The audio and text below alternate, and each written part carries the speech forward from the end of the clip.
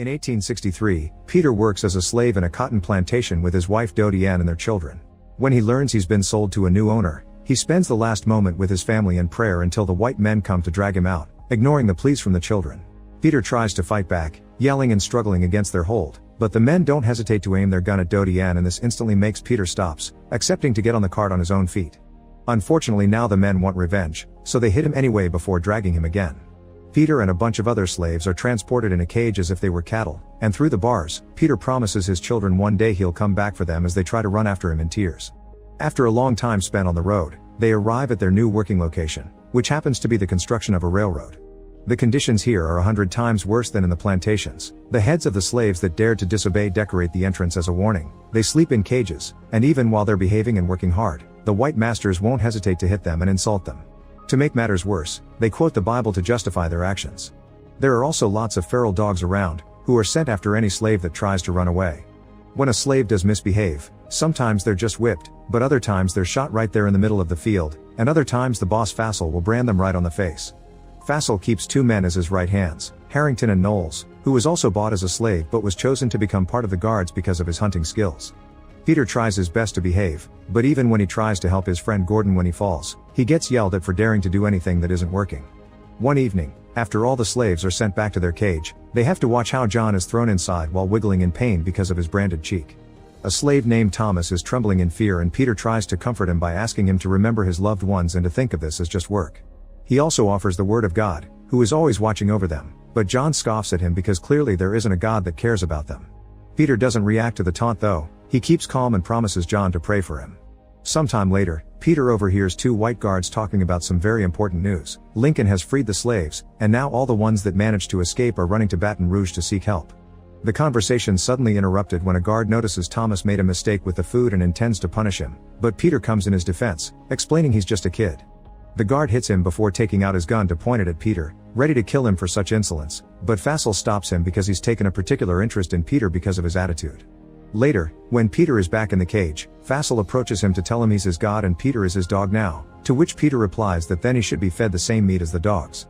At that moment Fassel just laughs, but the next day, he puts Peter in chains and makes him kneel in front of him while his dog keeps barking and growling at Peter, only a few inches between them. Now the dog has committed Peter's scent to memory. Later over lunch, Peter tells the other slaves about Lincoln and Baton Rouge, which they could reach after 5 days of walking through the swamp. Some of the slaves are hesitant because surviving the swamps isn't easy, but when Peter reminds them they probably won't survive this place either, he gets the support of a few men. Now they only need to wait for the right time to escape. Sometime later, a slave dies in the middle of work, and the guards make Peter drag him to the pit where they throw all the bodies together. There are some white deserters that should be digging, but as soon as they see Peter, they say a black man should do this instead, thus Peter ends up grabbing a shovel to fill in the pit. Peter realizes this is the perfect chance for him to pull off the plan, so he waits patiently for the guards to be distracted by an explosion on the field and jumps on them to kill them with the shovel and steal a knife before running away. The other slaves and the deserters see this and take the chance to start running as well, hitting a few guards in the way, which allows John to steal a gun. Other guards raise the alarm and immediately begin shooting the runners, killing as many as possible before they're lost in the woods. Fassel does some shooting of his own too, killing the deserters, but he hates the fact Peter got away with it and calls for Harrington, Knowles, and the dogs to go after him. Peter manages to team up with 3 of his friends, and he guides them through the forest by keeping an ear up for any dangers approaching. Eventually they manage to find the swamps and most of the team doesn't have trouble crossing, but Thomas freezes when he sees the crocodiles, allowing the dogs to catch up with him. After the beasts have done enough damage, Fassel calls them back and demands to know where the group is going, but Thomas refuses to answer. This prompts Fassel to offer a deal. If Thomas tells him where the others are going, he'll allow him to leave. A terrified Thomas confesses what he knows and is indeed allowed to go into the swamp, but as soon as he turns around, Fassel shoots him and lets the crocodiles eat him. Meanwhile, Peter, John, and Gordon finish crossing the swamp safely. Peter thinks they should take the other swamps, but John won't take orders from anyone and decides to take the horse trail, feeling like he can stay safe thanks to the gun he stole. Gordon wants to follow Peter wherever he goes, but Peter thinks they'll be harder to track if they split up, so Gordon chooses his own way through the woods after Peter reminds him to follow the sound of Lincoln's cannons. Afterward, Peter begins choosing his own way, only to discover his leg is bleeding because he had been touched by a bullet after all. He needs to do something about it soon or the dogs will smell the blood, but first he needs to run for a while to put some distance between him and Fassel. Moments later, Peter comes across a house owned by a white family that also keeps slaves. First, Peter grabs a vine from a tree to tie above his wound as a tourniquet, then he sneaks around by staying hidden behind a pile of logs. This allows him to reach for some water from the pump and to notice the clothes hanging on a rope. Taking a big risk, Peter across the garden and steals a shirt before running into the forest, but one of the family kids sees him and alerts everyone by ringing a bell. Fassel hears the noise and follows it to the house, where he's told by the family about the direction Peter took off. Peter's running as fast as possible, only stopping to bandage his wound with the shirt he stole. Moments later, he takes the blood-stained shirt off and hides it in a trunk for the dogs to find while he hides under the swamp water. Fassel and his men fall for the trick and make their way down the road thinking Peter has crossed the swamp, but he actually comes out after the group is gone. Suddenly, a crocodile takes the chance to attack him, so Peter thinks fast and pushes it away with a thick branch before killing it with his knife. At that moment, Dodiane wakes up from a nightmare where she saw her husband in danger. The kids wake up as well and worry about their father, but Dodiane promises he's alive and that he'll come soon because he's survived things no other man could. When night falls, Peter hides on top of a tree and uses his knife to remove the swamp leeches from his body, which means some blood drips on the plants surrounding him. Meanwhile, Fassel and his men find the dead crocodile and open it up to find it empty, which means Peter escaped through here. The group decides to camp for the night and feast on the crocodile, which prompts Harrington to actually compliment Peter for his skill. Fassel immediately scolds him for it and tells him about the lesson his father taught him. If you give black people just a tiny thing, they'll ask for more and take things like their jobs and their lands.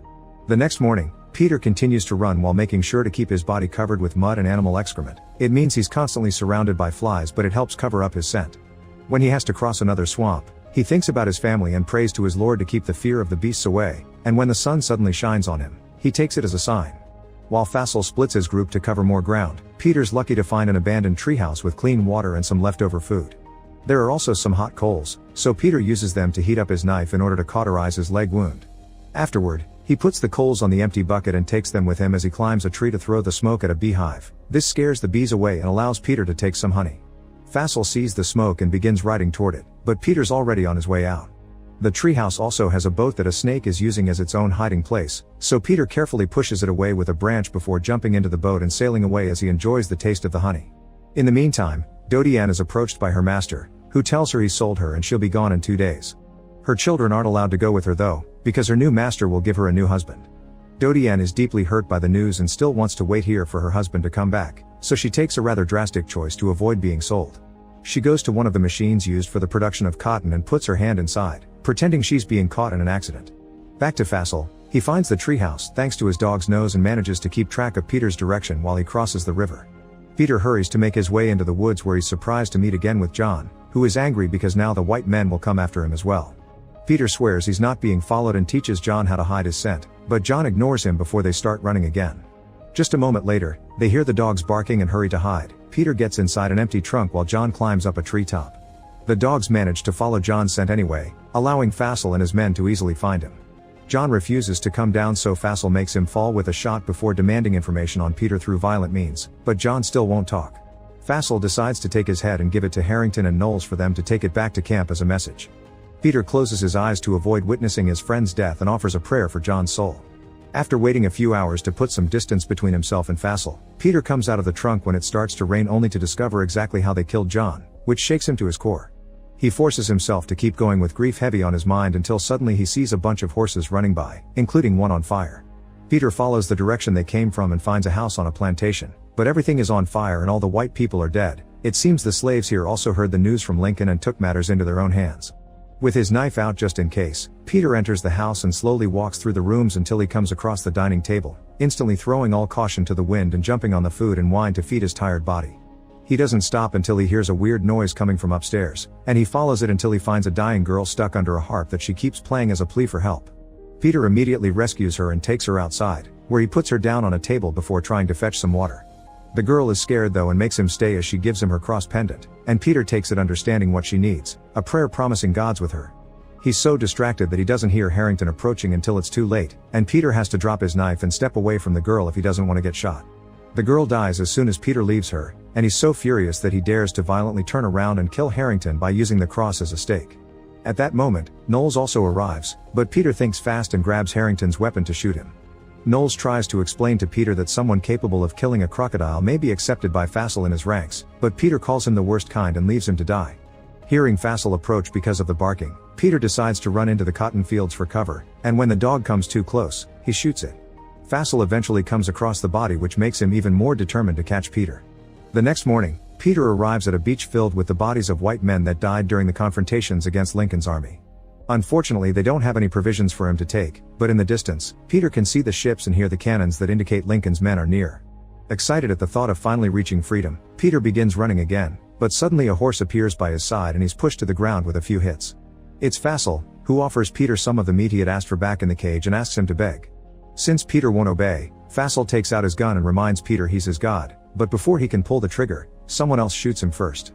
Peter tells the falling body that he's no god before turning to meet his saviors, who are Lincoln's native guard led by Lieutenant Q.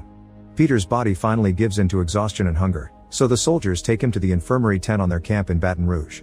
Because his leg wound is infected, the nun nurse makes Peter wheeze, and for a few days Peter does nothing but dream about his family.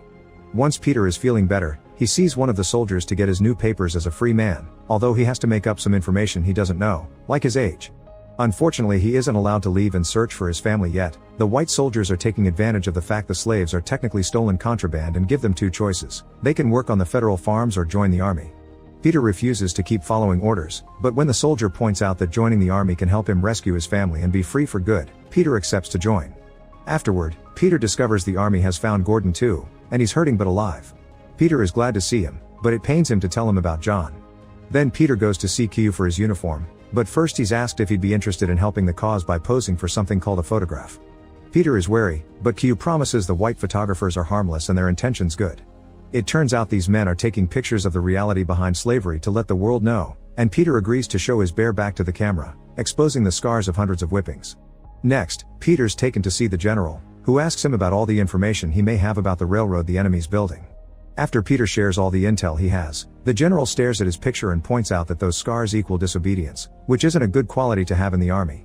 Q tries to take Peter away, but Peter defends himself anyway, explaining that those scars mean he's been beaten up many times yet he never stopped fighting, which is also important for a soldier.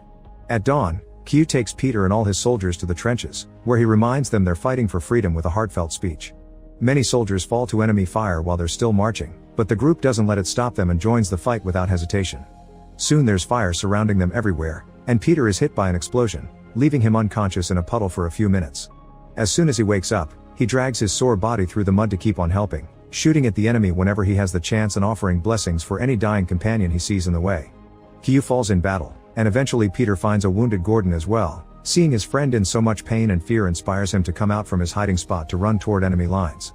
His intentions to stop the cannons, and thanks to all the soldiers that see him as an inspiration and follow him, the native guard overpowers their enemies and obtains their victory. Now that war's over, the army visits every plantation to free the slaves. When they arrive at the house Peter used to work at, everybody's shocked, not believing the news, but happiness soon takes over their mood when they finally understand freedom's actually real. After seeing his former master die in the hands of justice, Peter begins looking for his family, almost having a breakdown when he can't find them. However, when he begins offering a prayer under his breath, he glances to his side and lets God guide him to finally find his wife and kids, who run to him to meet him with a hug. The photograph of the real Peter became an iconic part of history and traveled the entire world many times over. In 1863, thanks to Lincoln's proclamation, over 400,000 black people escaped to freedom. By 1865, nearly 4 million slaves in America were recognized as free.